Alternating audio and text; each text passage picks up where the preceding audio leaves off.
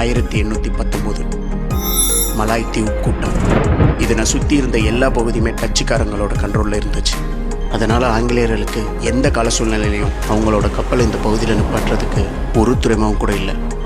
அப்போ தான் British officer Raffles கண்ணில் இந்த சிங்கப்பூரோட அமைவிடம் தெரிஞ்சிச்சு. எல்லாம் கச்சிதமாக இருக்குது அப்படின்னு சந்தோஷமாக இந்த மண்ணில் கால் வச்சு இறங்கி வரும்போது தான் இங்கே இருக்கக்கூடிய ஒரு சிக்கல் அவருக்கு தெரிய வருது. அண்ணன் தம்பி உண்மையிலே ஆட்சி செய்ய வேண்டியது அண்ணன் உசேன் ஷா. ஆனால் டச்சுக்காரங்களோட சரியால் அங்கே ஆட்சியில் இருந்தது அவரோட தம்பி அப்துல் ரஹ்மான்.